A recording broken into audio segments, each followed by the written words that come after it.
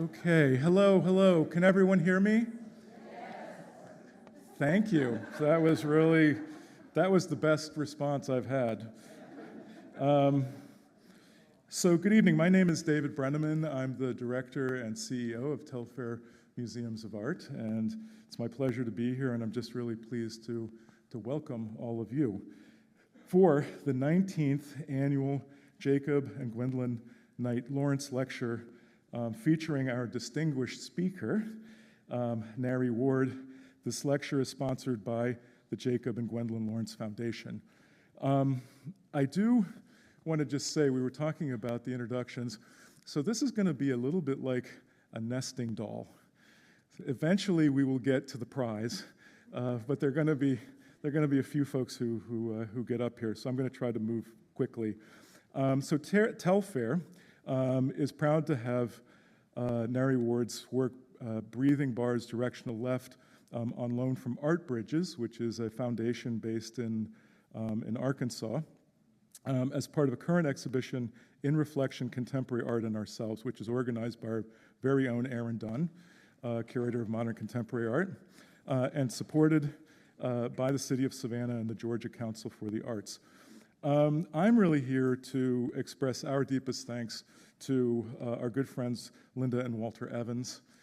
Linda, I think you'll be getting up here shortly to speak. I've only been here for just over a year, but I've gotten to know the Evanses, and I really like them. And they are really the reason that the series started 19 years ago. So thank you.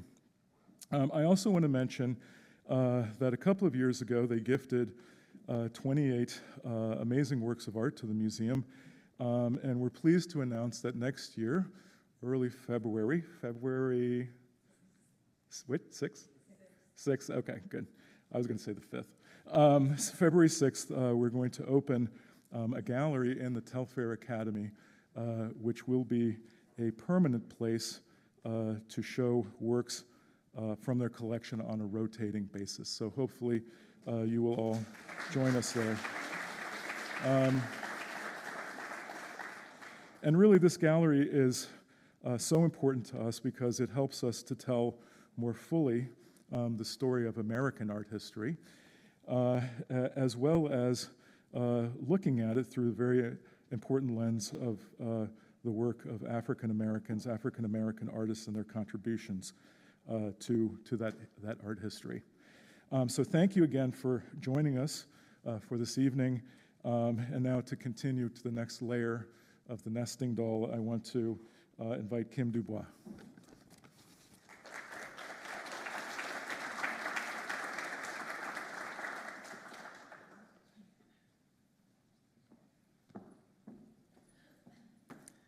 Good evening, and thank you for joining us for tonight's lecture. I'm Kim Dubois, and I'm chairman of Friends of African American Arts. FAAA is a group of artist members and art enthusiasts who share a passion for African American art and creative expression.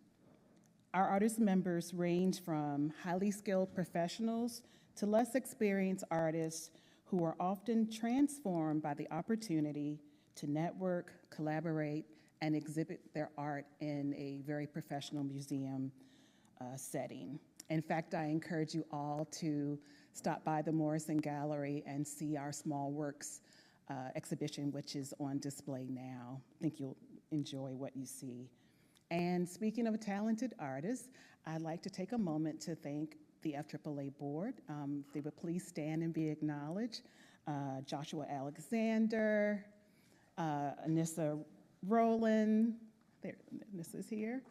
Nikisha, is Nikisha here tonight?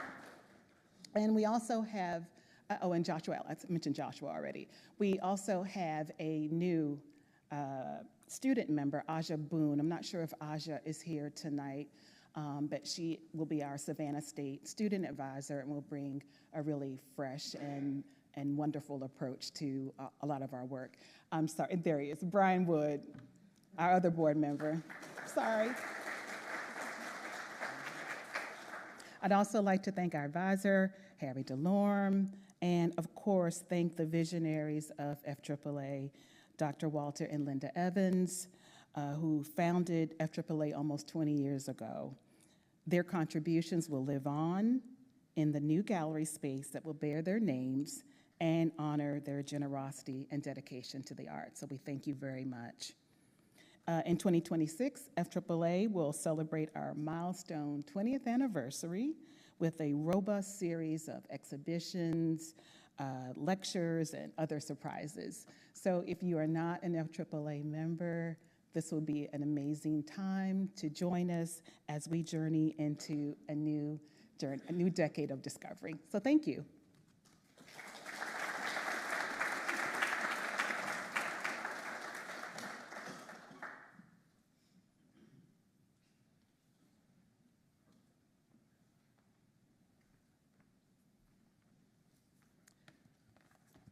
Thank you, Kim, and thank you to everyone who's joined us this evening. I'm Linda Evans, the current president of the Jacob and Gwendolyn Knight Lawrence Foundation, which was established in 1999 by Jacob Lawrence and his wife Gwendolyn Knight Lawrence, who was also a visual artist, in order to create a living legacy by supporting programs, projects, activities, and events that promote excellence in the arts and that foster a love of education. My husband, Walter, became the first president of this foundation, and during his 24-year tenure, he established an endowed lecture series at 3 different arts institutions, all of which endure to this day. Walter is, as you heard, also, ooh, did I press something? Who did that? Did you do that? Oh, okay. Thank you. There's a laptop up here that I'm going to try to stay away from here. Walter is also responsible, as you heard earlier, for helping to establish the Friends of African American Arts here at Telfair, and I believe that was 2006. As part of its ongoing legacy following Jacob's death in 2000 and Gwen's passing in 2005, the Lawrence Foundation has focused its efforts on providing institutional program endowment and exhibition support, maintaining a comprehensive digital image database of Jacob and Gwendolyn's work, and supporting programs that offer unique educational opportunities to aspiring young artists, including fellowships and exhibition opportunities. Occasionally, we provide direct grant funding for institutional fine art acquisition. Locally, in addition to the endowed Lawrence Lecture Series here at Telfair, the Foundation also established both a Lawrence Endowed Lecture Series as well as a Lawrence Endowed Scholarship at the Savannah College of Art and Design. This evening marks, as you've heard, the 19th annual Lawrence Lecture here at Telfair. The impressive lineup of past speakers highlights the Telfair's commitment to including a variety of viewpoints being brought to this podium. The list includes practicing and professional artists, art scholars, historians, art critics, writers, curators, collectors, photographers, filmmakers, and researchers. And you can see a list of all of the past Lawrence lecturers on the screen. Jacob Lawrence believed that his art functioned as a means of educating people about the past, inspiring them in the present, and providing them hope for the future. Tonight, the Foundation is pleased to welcome Nari Ward, a professor and a sculptor whose jaw-dropping installations compel viewers to linger and think deeply about the concepts he explores in his visually complex work. Ward exemplifies a fearless and inventive spirit in his search for truth, hidden meanings, and new perspectives. Jacob and Gwendolyn Lawrence would most certainly have encouraged, promoted, and celebrated his work. Thank you.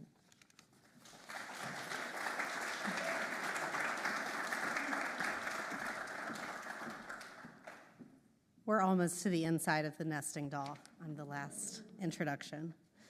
My name's Erin Dunn. I'm the curator of modern and contemporary art at Telfair, and I'm really pleased to introduce our speaker tonight.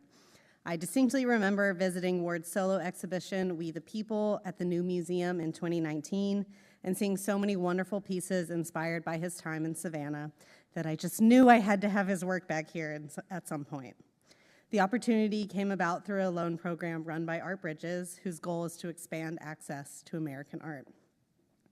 Telfair borrowed Ward's work, Breathing Bars Diagonal Left, from his Breathing Panel series of large-scale abstract compositions taking visual cues from African American history.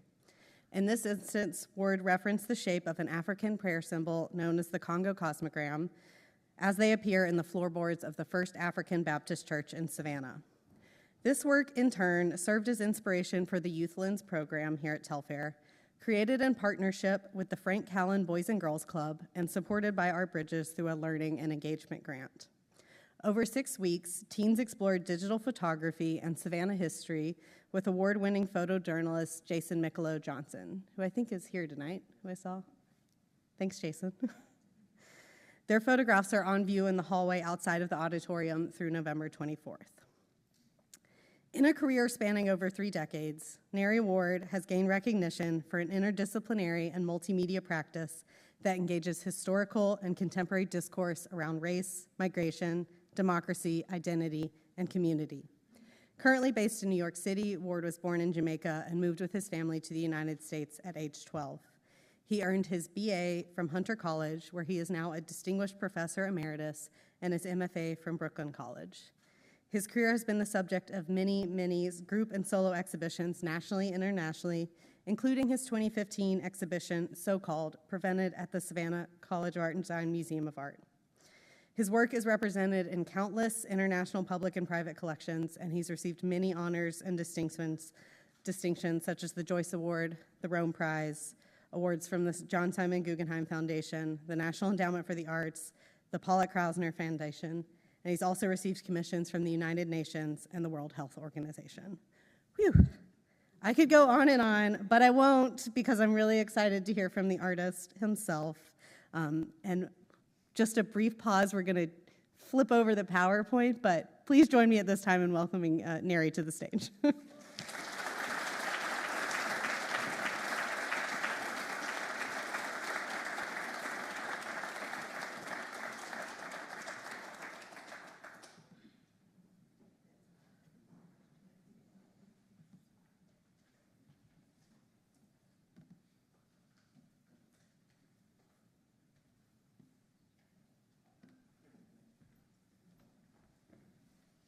Great.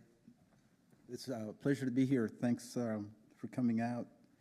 I've always sort of been against talking about my work or explaining my work, because you always want the viewer to bring their own, experience to it. So I'm going to try to carefully curate my words so that there's room for you to figure some things out. So let me see if I can get this started. So I wanted to start with this piece. It's an old work of mine, this is from 1993, called Amazing Grace. It's a soundtrack. I have a couple of videos, and I know videos can feel a little long, so I will do a kind of walkthrough, half a walkthrough of this for you guys. So this is a project I did while I was an artist in residence at the Studio Museum in Harlem in the 90s. And I went around and collected abandoned baby strollers for, I think it was about 4 months. So these are all strollers that were discarded that I created this environment for them to be in. It's, like I said, it's called Amazing Grace, and the title comes from the soundtrack, which is a Mahalia Jackson standard of Amazing Grace. So let me just talk a little bit about that, because I won't give away the work, but I wanted to just give away some of the thinkings about how they evolved, how the work evolved. And when I was working on this piece, it started to feel very depressing and sad. And I realized I needed another layer of information, another layer of experience to take it somewhere. And I remember my father used to always play this one album of Mahalia Jackson. The Amazing Grace song really resonated for me. And it's a song about transformation. It's a song about a slave owner who, unbeknownst to me at the time, though, I didn't really know this until later, who was at sea in the ship, and the ship got into a storm, and he was going to die, and he got on his knees, and he prayed for rescue, and he prayed, saying that if he survived, he would stop this business, right? Whether he did or not, I don't know, but this song came out as a result of that. This idea, once I was lost, now I'm found, also resounded for me, being that these were found objects. And so I'm just going to play a little bit of it, not all of it, but here's another version. So one thing I did want to explain in terms of the layout, you know, everybody sees this as a boat, and it is a boat. I was actually thinking more about the womb, in fact, sort of a vaginal form, and this idea of birth. The relationship of the strollers on the outside and the inside is very important for the piece, because the ones on the outside become almost a kind of witness to this entanglement and stress and anxiety that's happening on the inside. So as a viewer, you sort of walk between this conversation that's already happening. So I'm just going to play a little bit of it. So you see the fire hoses sort of tying down the ones on the inside, strollers on the inside, and the ones on the outside are sort of witnessing it. And then the walkway is the fire hose itself as well. This is a quick walkthrough of half of it. It's a little long, so I don't want you to...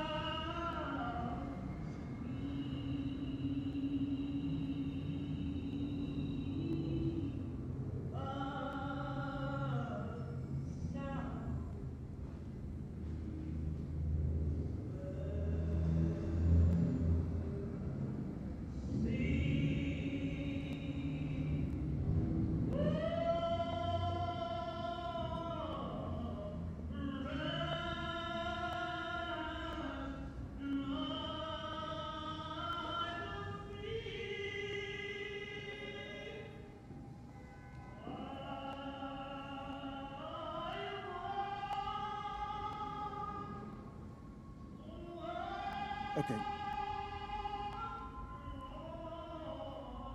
Yeah, so the fire hose is a really important element. In fact, I really wanted initially to show that piece in a firehouse, because I started working with the fire hose early on in my career.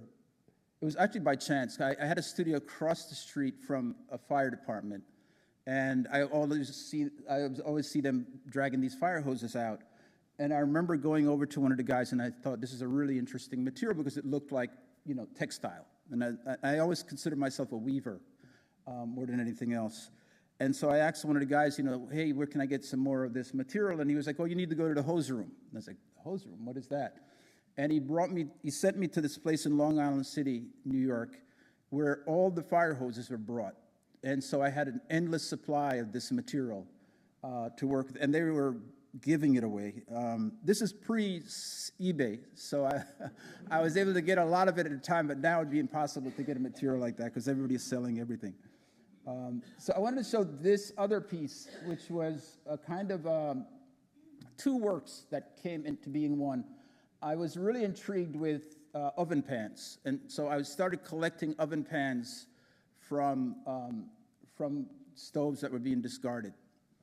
But they had to have the dots. It was really important because I saw these dots as being like this night sky, and I wanted to make this kind of like sky universe with these oven pans. And so I went into months of collecting these. And I had them in my studio for a while on the wall. And I feel like they were interesting as this formal element, but they needed another layer. And it just so happened I was thinking about working with these baseball bats. So let me give you a little detail. So it's actually baseball bats that have been scorched, and then I would take cotton, sort of the cotton that you dress your bandage cotton, the sterilized cotton, and I would dip it in Tropical Fantasy soda, which is a soda that was sold in the bodegas at the time. I think it's still sold now. It was the brightest colored soda you could get. And then I would iron the edges of the cotton and create these, when it dried, it created these pendants. And for me, it was like this pendant of healing mixed with colonialism, so many layers to it. And the idea was to fuse it together so the burnt bats were then sort of dressed with this cotton. And then the backdrop of the oven pans really made sense for me. It's called Iron Heavens, of course. So I was thinking about, these as being clubs, right? It's also, baseball is sort of considered an all-American sport. So it's talking about this culture of violence that I feel like is somehow linked to the birth of America. So it wasn't necessarily an indictment of America as much as talking about a kind of cultural dislocation in some way. So I feel like this piece is a really important piece for me in terms of thinking about something, transforming something, but also trying to bring the viewer into a space of mystery. This work is also another one. It's actually a tanning bed that you can tan the American flag on your body, and it would function. It's actually made out of oil barrels, and if you went in and you were to stay still, it would, because the lights are the tanning bed lights, so it would actually be able to work, and we were able to put at least the stripes and stars on the body. There's actually a soundtrack to this piece that I wasn't able to play, but the soundtrack is How to Teach Your Parrot English. And it's basically these pat phrases that you teach a parrot to learn English. And so it's this idea of like acculturation.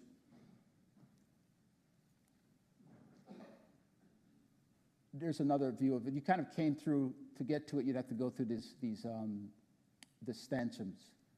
It's made out of computers and cameras as well. So this is a piece that was really exciting to take on. I wanted to do something, so often I think I consider myself a social realist sculptor, in that I try to use objects that people are really familiar with to sort of bring them into a conversation, and then figure out how to transform the experience with that thing, right? Like, so this is shoelaces, and I wanted to use something that was very familiar, in a way that people don't even think about it anymore. Like, so the preamble to the Constitution, "We the people," I feel like people don't really think about what that might mean. So this was, I think this piece was done maybe, it's maybe 2012 or something like that, 2012? And so I really by scaling it up, it was about how to make it abstract in a strange way. Because there's, within the room, looking at this piece, there are moments where it's really clear what you're looking at, and other moments, if you're a little bit to the side, where it's totally ineligible. Legible. You're not able to really read what's there. And I like the idea that this piece, the text, depending on your relationship to it, changes or falls apart. It's a little detail of it. A lot of holes. And that was really important, that it had to be in the actual architecture.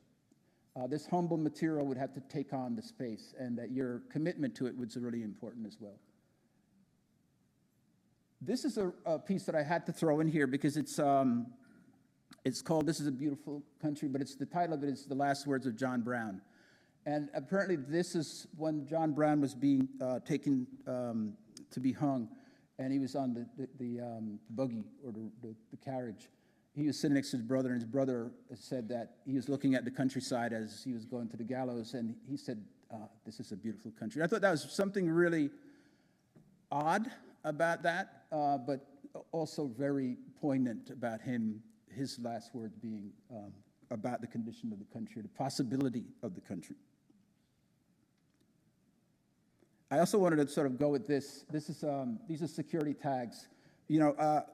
so much of your early days, early experiences sort of dictate your choices of material. And while I was a student at SVA, School of Visual Arts, I worked at Barney's as a security guard. So these little security tags are almost like something I got to know intimately in some ways. So I was happy to sort of return to them, to use them as a material, and they ended up being part of this piece. So it's basically the American flag that, I'm proud of this piece. You know why? Because I didn't ruin the flag. In fact, the fact that this is a material that is meant to be put on and taken off, that was really important to me, that I wasn't painting the flag to obliterate it. So in fact, the flag is still in great shape. If the tags are taken off, it would function as it's supposed to. And I like that idea that it's actually obliterated by this thing that's been imposed on it, but it can be brought back to what it is meant to be seen as. So I mentioned living across from, having my studio across from this firehouse. And I remember one day they were doing construction on the fire department, and they had the truck parked in a cage. And everybody normalized this, right? Yeah, it's in a cage, but for me it was always this strange thing. It's almost like a beast that was caged or something.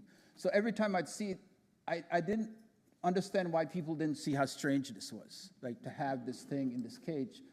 And so I decided I wanted to take on the other end of the body's sort of transition in life.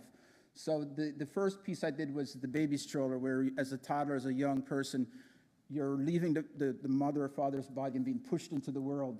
And I was thinking about the end part of your life when you die, and you're then your body's brought to Earth, to the funeral home. So I wanted to work with this. This is a hearse.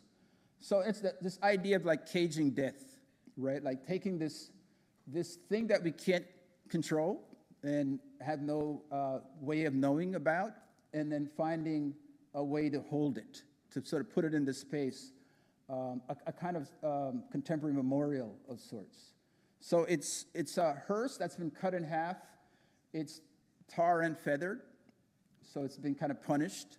And then on the top is car mufflers that are tied and woven, sort of like this idea of silencing. Because mufflers are what you use to silence the car. And so I really wanted to sort of create this meaning of something being silenced. And so this cloud of mufflers became that form at the top, and then the pipes at the bottom. This is another view. So I did this for the Whitney Biennial, I think it was like 1995, and I used dove feathers in that version. And then I was given an opportunity to recreate it in 2020, for an exhibition at the New Museum called Grief and Grievance. And I decided to up the game a little bit. I decided to use peacock feathers instead. I like that these eyes, I guess what happened for me, and I felt it was much more successful, is that the eyes became, the peacock feather eyes really looked like it put this situation of being stared at to the view, and I liked the way that changed the work. Because so much of it is about looking and also about thinking about this moment of, I think this moment of, in some ways, mystery.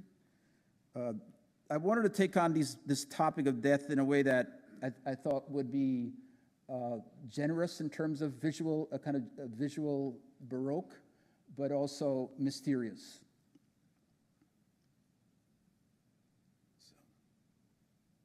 So when Harry invited me, I really wasn't down for coming to talk, talk about my work, but I couldn't resist coming back to the scene of the crime.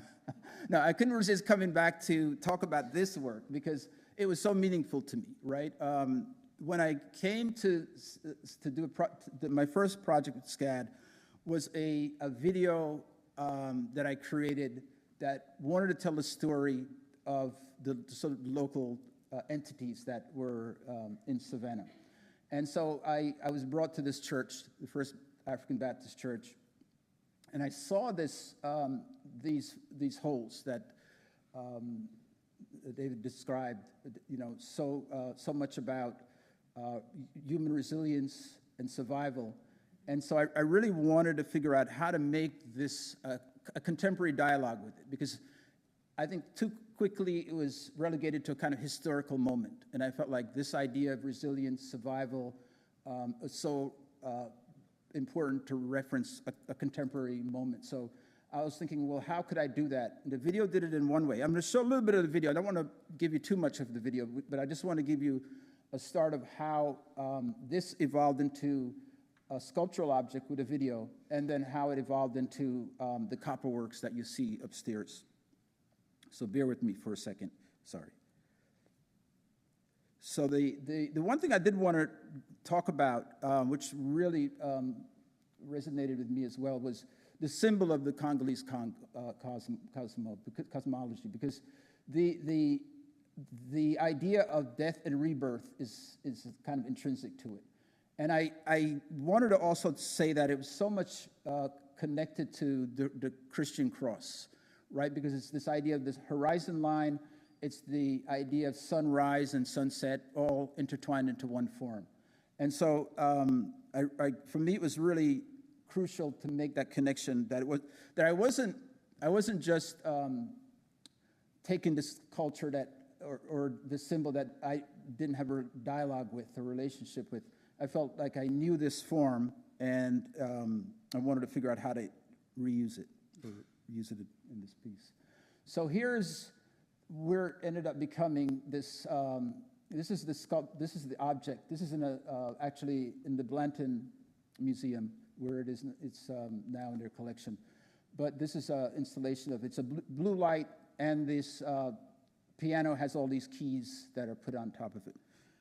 And it was kind of driven by my visit of the key shop called Bradley's. That's very close here, and that also became part of the work as well. So this is where the video is actually played off of this. It's part of the piano, this sort of flat screen TV. There's this what's called Spanish moss is kind of framing it out on the back end. And I'm just going to play a little bit of it again. This is for the SCAD presentation. It was actually shown in this little house, this little candy shop house.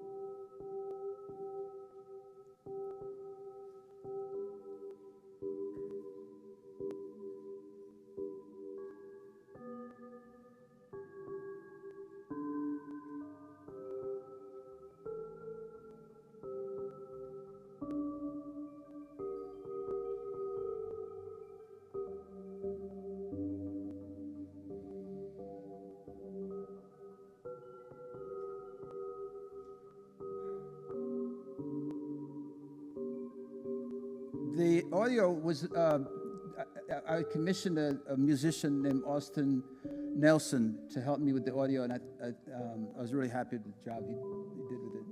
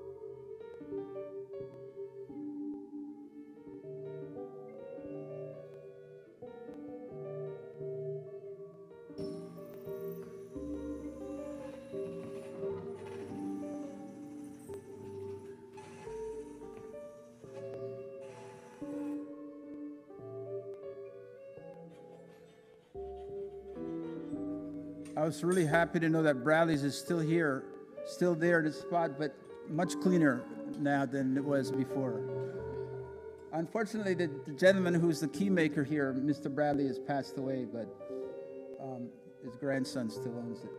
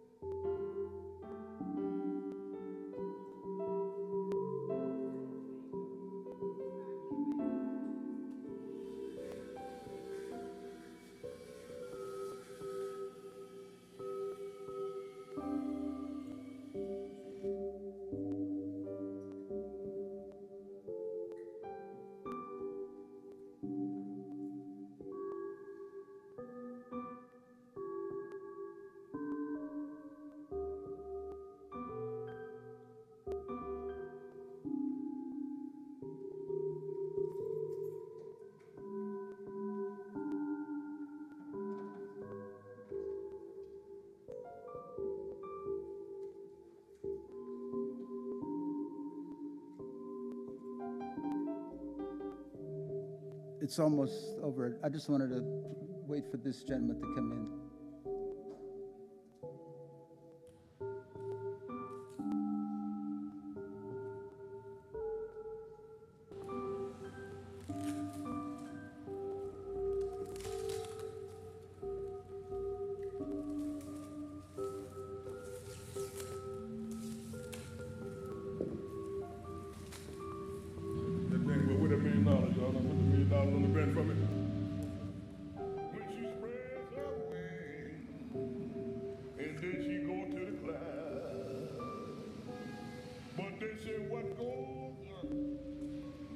So, yeah, so I really wanted to,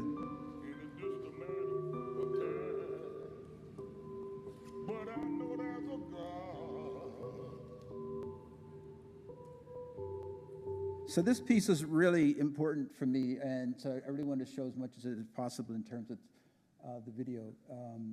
So this is another work that kind of came out of the thinking about the church, and using this clock as a kind of vitrine where these African figures are hiding, and then the clock is then replaced with the cosmogram. So this is a little, almost kind of illustrating the piece in a way. And this is another piece. This is it's a lot of these. The title has the word breathing in it. So this is breathing correctional circle. This is interesting. This other piece. I want to just go back for a second. Oh, sorry. So, titles are really important for me, and this one, this is called Anchoring Escapement Fang. And for a while, I was trying to figure out what I would title this piece. And so I started to do research on these pendulum clocks. And this word anchoring escapement is actually the mechanism that allows the clock to move. And I thought it was really apropos that within the word is this escape, and talking about the narrative of this Underground Railroad really made sense. It's always nice when the universe brings these things to you. So here, this one is our breathing correctional circle. So a lot of my biggest challenge for this body of work was how to make it contemporary, how to make it really resonate within the moment of vision for viewing for the audience. And so I really thought, for me, the idea was to bring light to it, to bring light to the experience of the work. So if you look at the one upstairs and look at this one, if you move around it, these striations, these cut into, it's copper, and these lines that are cut into copper are sort of meant to catch light and to reflect light. And then the nails, the copper nails that are around the holes, are also there for me to create a kind of depth for the holes to exist. So they also make the holes feel like they really recede into a kind of infinity, because your eyes can't really take on looking into the hole and looking at the top of the nails. The top of the nails kind of take over. And so for me, that, in addition to the fact that it was a dialogue, direct dialogue with the Congolese power figures, which use nails as this activating element. So that made sense to kind of engage with that.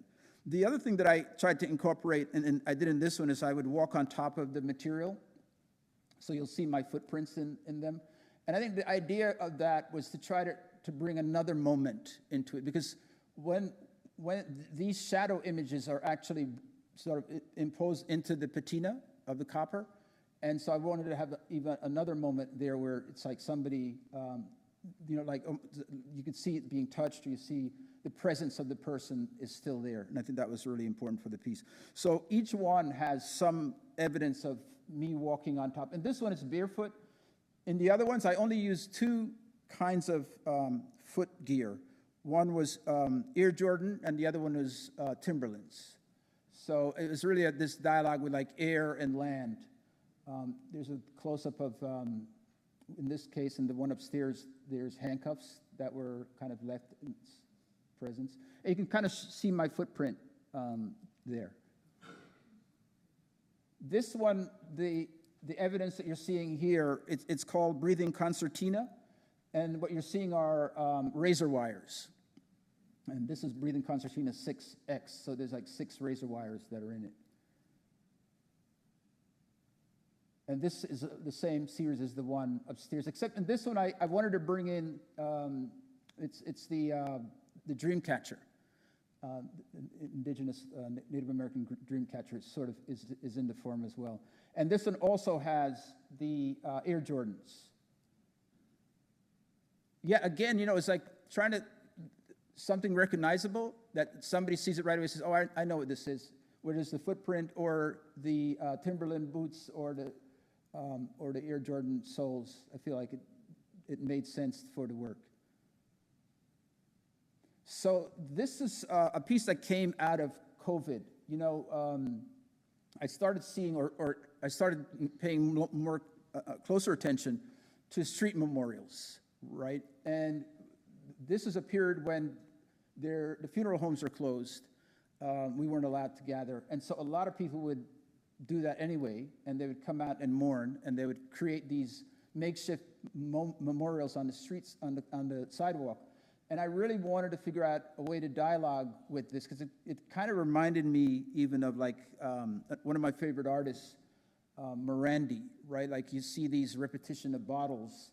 And I always felt like Morandi as a painter, he used this very specific, recognizable form, but he was searching for something. His repetitions and his intensity of purpose really resonated with me in terms of how he worked. And I wanted to make a dialogue with that use of the bottles, these spirits, right? So I was thinking a lot about the candles themselves. So I started going out and taking, when the candles would be spent, meaning burnt out, I would replace them with new candles and take the spent candles, because I needed the actual material to make the work function for me. So that was an important part of like gathering and replenishing these memorials. This is in Morandi. So this became the piece. It was called Still Lives with Step Ladders, and it was bottles that I gotten from the memorials that I wrapped in this material called barrier cloth.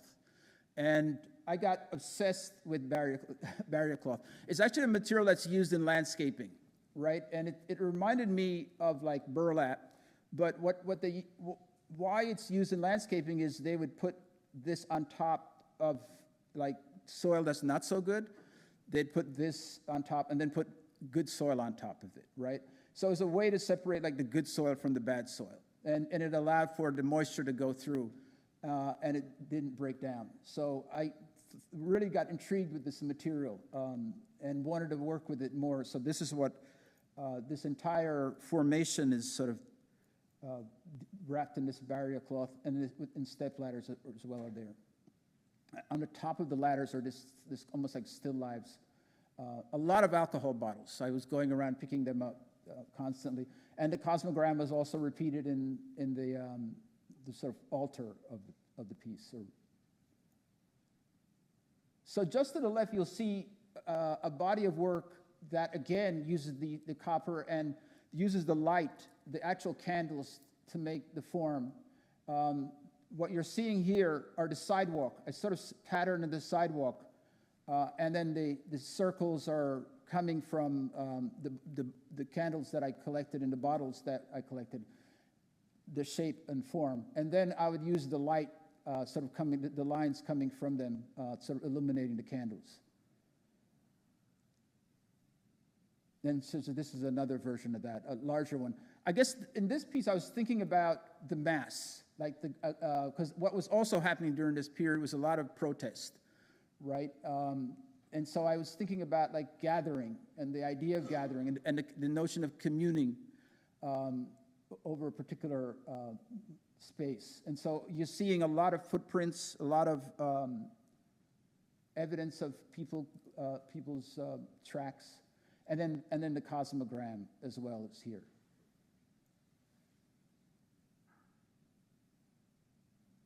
This one nearly killed me because it was just it's just a massive piece that I had to work. It's about as wide as this. You know, we had to work on the floor with it, and these copper elements are so heavy because I really wanted it. And you'll see upstairs, we would make the floor. We'd like literally kind of make this strips of like wood, like you would a wooden floor, and then work back into creating the imagery with the patinaing. I think that's the last piece. Great. So thank you. Thanks. Thank you. Any questions?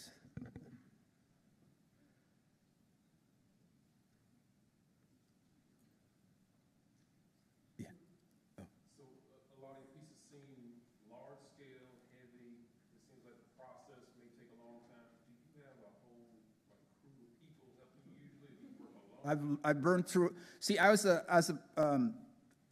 teaching in university for a number of years, and I was able to work with source the capable hands of other people who could help young students who were glad to come and help me in my studio. So I got a lot of help. You're right, early on, but it was all modular, right? Like the baby stroller piece. Those are all modular, and then they build. And I find that that's my thing, is taking that one element, repeating it enough that it becomes an environment, right? So the scale gets brought through repetition rather than one monolithic piece. The last piece is probably the heaviest piece that I ever made. I had to have at least 3 or 4 people in the studio helping me put it on the wall and moving it around, for sure. But that's always, that's what I struggle with, because I enjoy working on these. I enjoy using my hands. And sometimes when I have to get other people to help, you know, a lot more help, which sometimes projects require, it ends up putting me in a situation where I'm sitting there ordering things rather than working, you know, like overseeing things rather than actually doing it. And more than once I've looked up with, you know, while they're working on my work with envy, you know, and but I just know that that's how it has to get done. So I try to balance that space of like dictating how it's done to being, you know, doing it myself. The thing I noticed, when you're describing the tarring and feathering of the cars, and then you decide to use peacock feathers, it's as if like, as you kind of transition in with the work, you have like, this is my idea, this is where I'm going with it. But you really discover things. Yeah. They really have an aesthetic kind of quality as well as a content quality.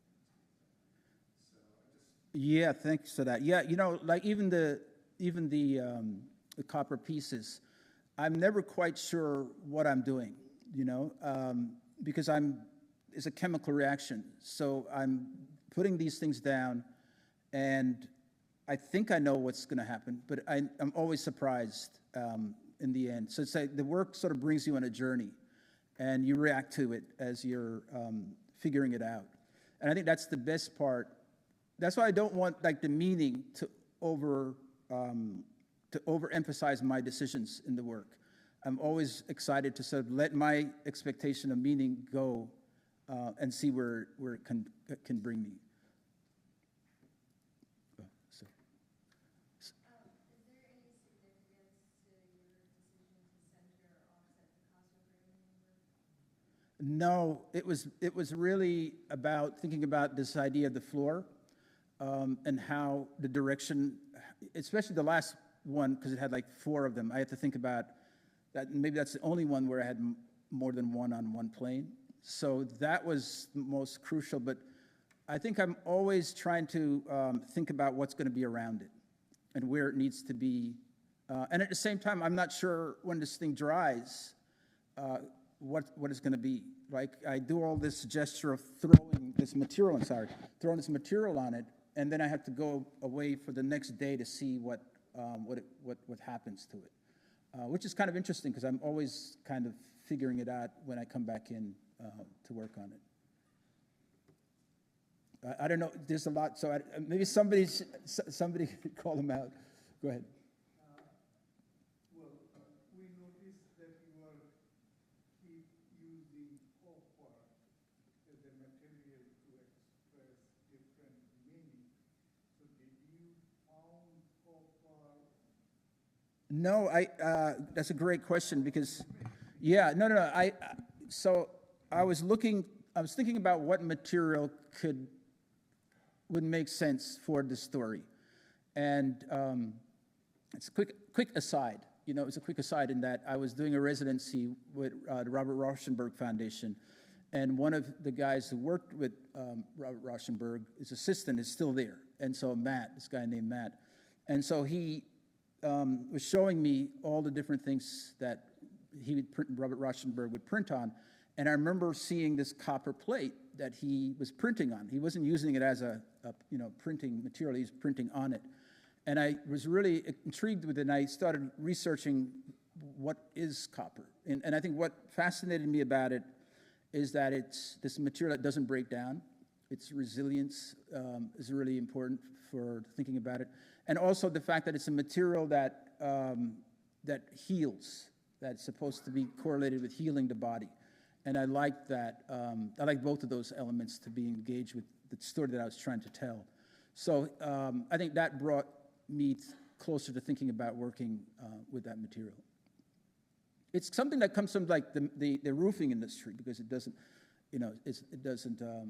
it's meant to shelter and doesn't break down. Oh. Go ahead.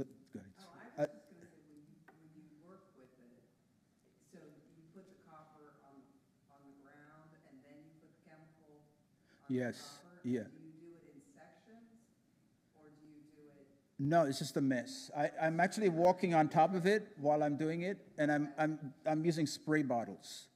And then occasionally, if it doesn't seem to be working, I throw it on, and then I walk out of the room because it's super toxic, and then I come back the next day. Then I come back the next day to see what happens. And then I have to spray it like 4 times with a sealer, with lacquer, before I can go back in and make my lines. Oh, so you make the lines after it's sealed? Yeah, yeah. Sorry, go ahead. The process of acquiring the candles, was that was considered a memorial, and then it would be a sacred space at Yeah. that point in time? So I didn't want to just take them away. So what I did was I would always bring new ones and then take the ones that were spent out. And then most of the times I was actually kind of like having to reorganize the memorials to sort of, because they'd be, at that point, I would always go when they were done, right? So I'd always have to try like fix them back up. But it's funny that people don't bother you. Like, I became like the memorial keeper for a while. I know somebody from the block, which is like, saying, what are you doing? No, because I was always bringing them back. So if I'm sure if I was just taking, they would say something's not right here. But I was always bringing the new candles, and that was kind of important for me to not just be taking the candles away.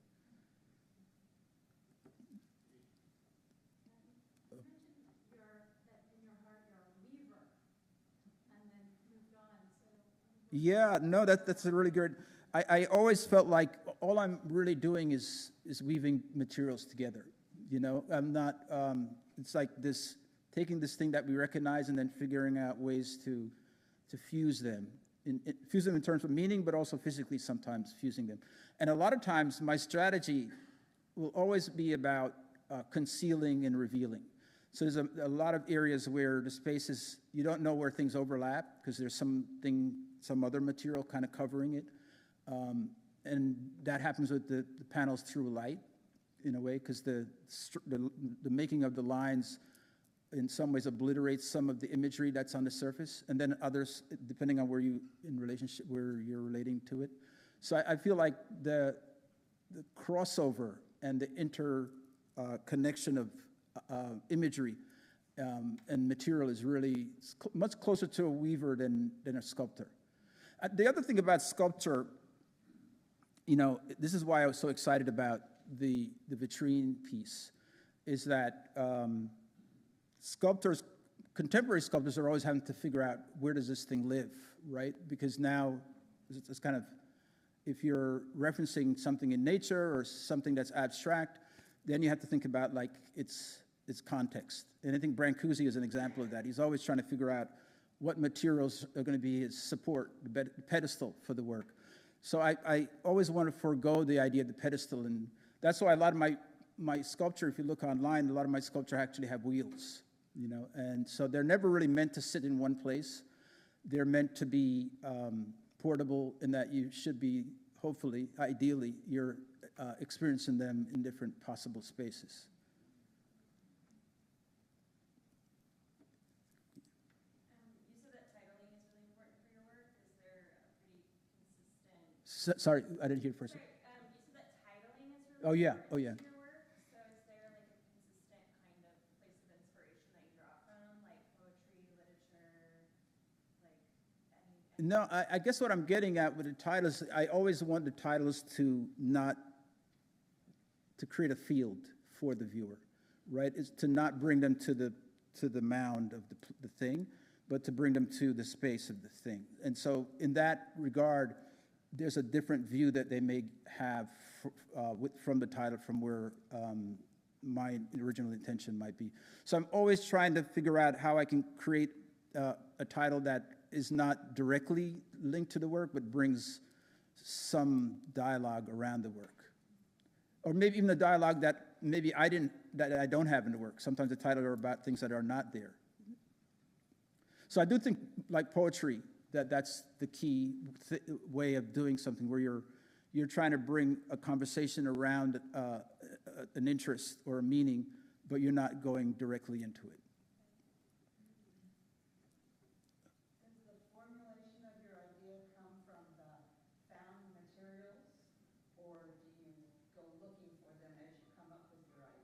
A little bit of both.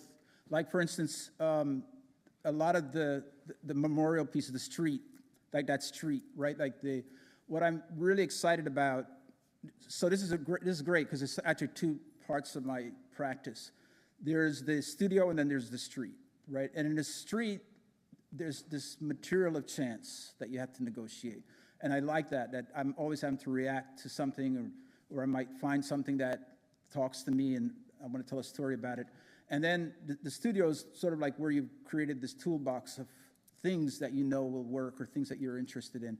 And then you're now trying to figure out how to create meaning around them. Or even not just create meaning, but also splinter meaning so that they can resonate in different ways. So both sides of that. Sure. There's, oh, yeah. More of a comment, but I'm wondering how you sort of protect yourself working with such discarded materials and things that have such heavy histories and meaning. And we were talking about protecting yourself physically, but I was just thinking in those spaces where you were working, especially the stroller exhibition, it just felt so heavy. Yeah.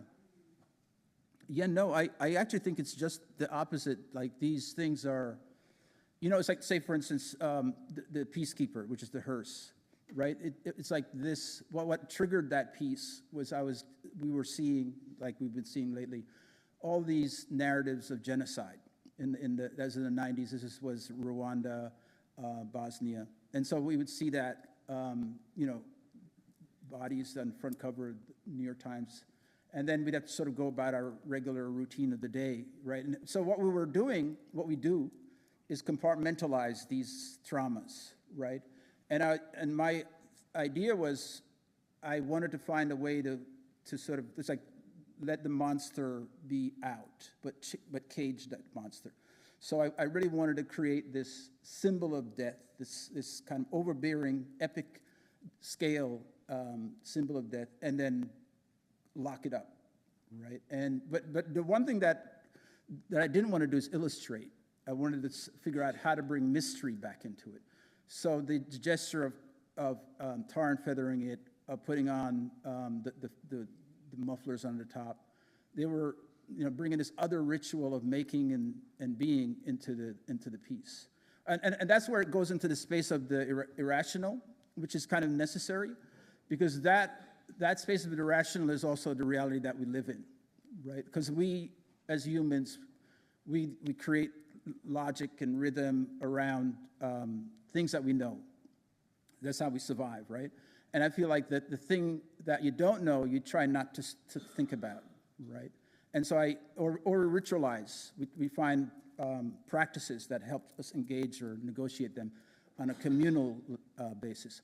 So I was really thinking about all of those ways that people deal with trauma. And for me, it was like, it wasn't about bringing a denomination, a religious affiliation with it, but a kind of material intoxication, right? Like, so this material, this hearse, this grease, and the grease actually smelled, like you could really smell it, really brought you to a kind of space of ritual. But the ritual, you're not sure what that ritual is, or whether you even belong in relating to that. And I like that everybody feels at once a disconnection, but a connection to it. There's no I know the truth in the piece. There is no real truth because it's not professing to be any one thing. So for me, in that respect, it sort of gives you a kind of liberation from the anxiety, right? Because you along with that, it's like you have this sidecar, right? It's like you're allowed to be a sidecar passenger in this moment, but you don't have to worry about where it's going. You're just going to pay attention to the landscape while you're in it. And I felt like that is more. I'm more excited about just sort of paying attention to the landscape and then feeling safe in where it's going. So I feel like safety is another thing. Like, I could do these gestures about something that I can't control because it makes me feel safer than having to not think about it. Sorry for the long, but I hope that makes sense. Not that religion is bad, but I'm not trying to play down religion, but I'm just saying that I wasn't really interested in using religion to talk about the material. It was really about the connectedness of our relationship to that material. Thanks for all that. I just want to kind of piggyback off of this really interesting response. I see like a definite like spiritual truth and intensity in what you're doing, and I think that's incredible. And you're also like in these.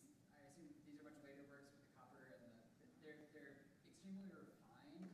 And you also mentioned that you're like working within academic institutions. And I'm kind of wondering about navigating that sort of spiritual intensity with this like refined institutional sort of academic perhaps and like almost extremely formal execution. And I'm wondering like where that rubs or how that plays out for you. Yeah, I think it's a big. I'm going to go to an extreme in talking about it because I think it's kind of like if you're talking about like the outsider artist or the academic trained artist, right? And I think like the outsider artist has the responsibility of doing their work, of telling their story, of being sincere about their vision.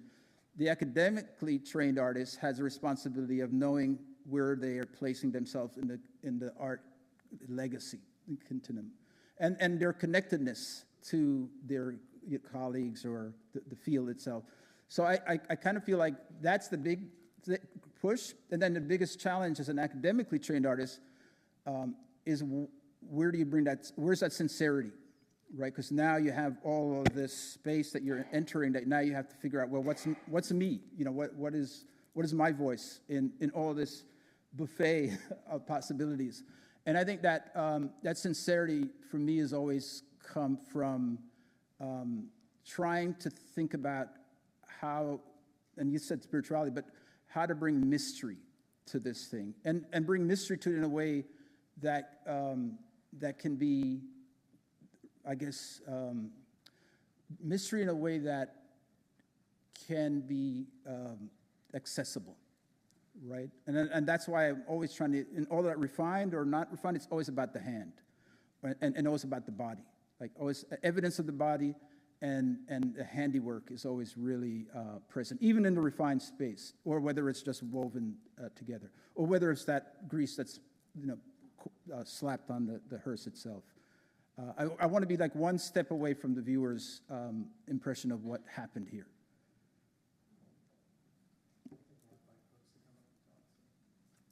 Great.